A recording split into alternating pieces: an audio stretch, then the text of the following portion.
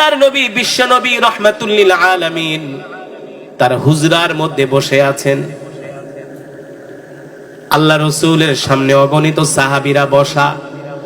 সাইয়েদনা আবু বকরের মতো সাহাবী, সাইয়েদনা ওমর ইবনুল খাত্তাব রাদিয়াল্লাহু তাআলা আনহুর মতো সাহাবী, বড় বড় জলিল ও কদর সাহাবীরা বসে আছেন।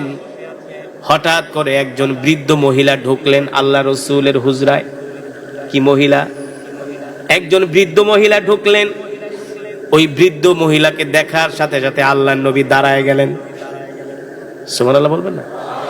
একজন বৃদ্ধ মহিলাকে দেখার সাথে সাথে আল্লাহর নবী দাঁড়ায় গেলেন। শুধু আল্লাহ রাসূল দাঁড়ায় যান নাই, আল্লাহ রাসূলের চাদর মোবারক ওই বৃদ্ধ মহিলার জন্য বিছিয়ে দিলেন।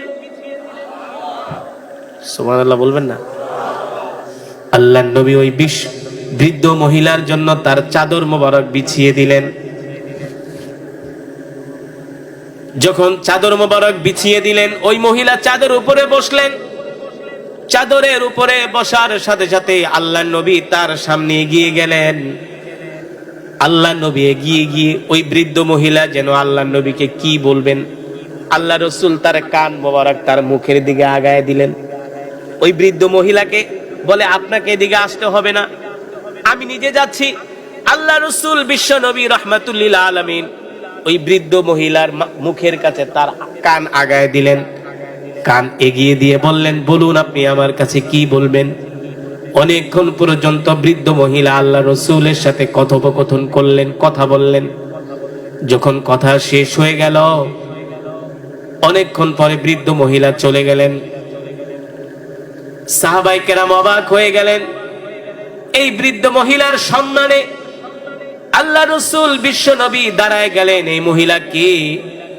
সাহাবীদের জানার একটা কৌতূহল হলো।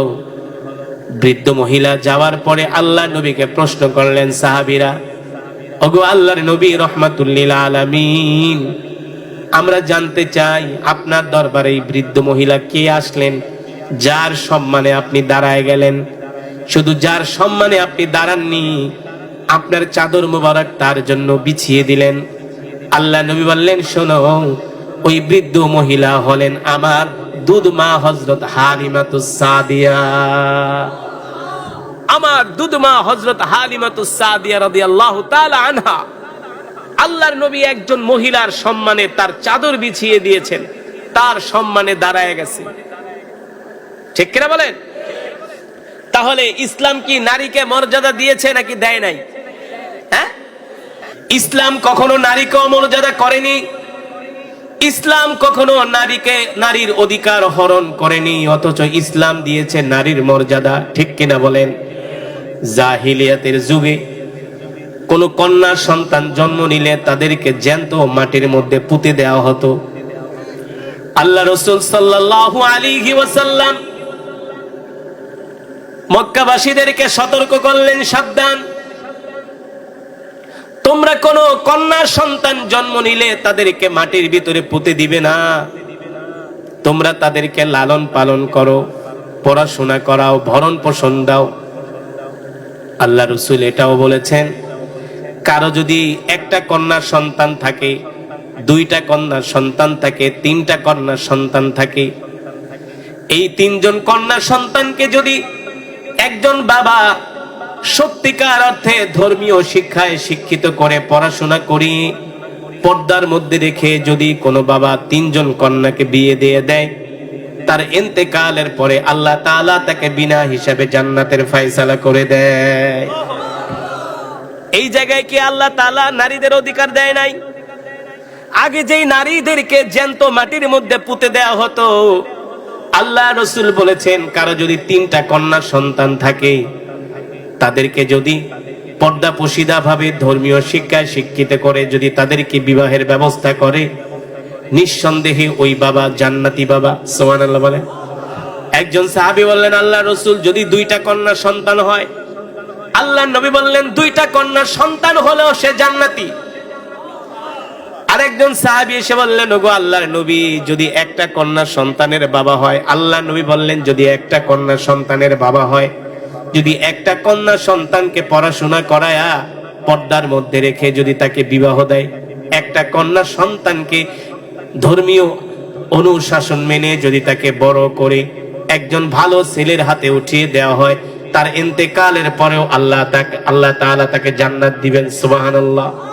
শুধু এখানেই শেষ নয়, আল্লাহর বান্দারা, আল্লাহর নবী বিশ্ব নবী রাহমাতুল লিল আলামিন বিদায় হজের ভাষণে আলাদা করে আল্লাহর নবী নারীদের সম্বন্ধে বক্তব্য দিয়েছেন যে আজ থেকে তোমরা নারীদেরকে সম্মান করবা, নারীদেরকে ভালোবাসবা, নারীদেরকে তোমরা শ্রদ্ধা করবা।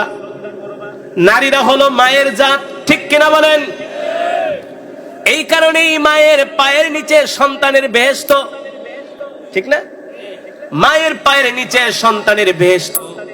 আল্লাহ তাআলা কোরআনুল কারীমের মধ্যে বলেন, ওয়া কাদা রাব্বুকা আল্লা তা'বুদু ইল্লা ইয়াহু ওয়া বিল ওয়ালিদাইনি ইহসানা ইম্মা ইয়াবলুগান্না ইনদাকাল কিবারা আহাদুহুমা আও কিলাহুমা ফালা তাকুল লাহুমা উফফিন ওয়া লা তানহারহুমা ওয়া কুল লাহুমা কাওলান কারীমা ওয়াখফিদ লাহুমা জানাহাদ দুল্লি মিনার রাহমা ওয়া কুর রাব্বিরহামহুমা কামা রাব্বায়ানি সগীরা। আল্লাহ রাব্বুল আলামিন বলেন, নবী আমার সিদ্ধান্ত হলো একমাত্র দুনিয়ার মানুষগুলো আল্লাহর ইবাদত করবে। কার ইবাদত? জোরে বলুন, কার ইবাদত? ইবাদত হবে আল্লাহ তাআলা। আল্লাহ তাআলা বলেন একমাত্র আমার ইবাদত করবে, এটা হলো আমার আল্লাহ তাআলার সিদ্ধান্ত। আর আমার ইবাদতের পরে তোমরা তোমাদের মা বাবার সাথে উত্তম আচরণ করবা। কার সাথে? মা বাবার সাথে। এখানে মায়ের কথা আগে আনা হয়েছে।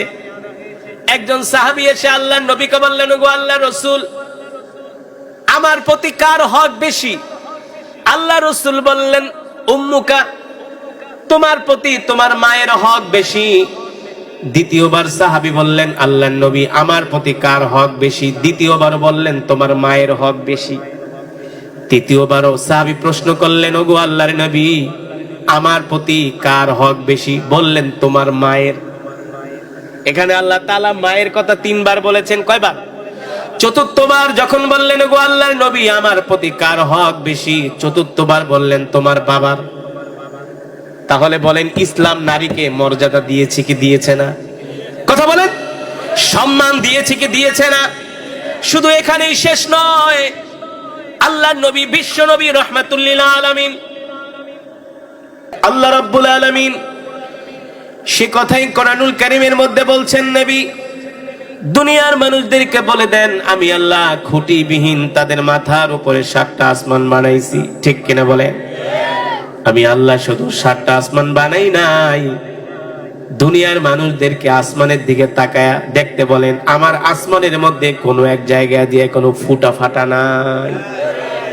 আছে?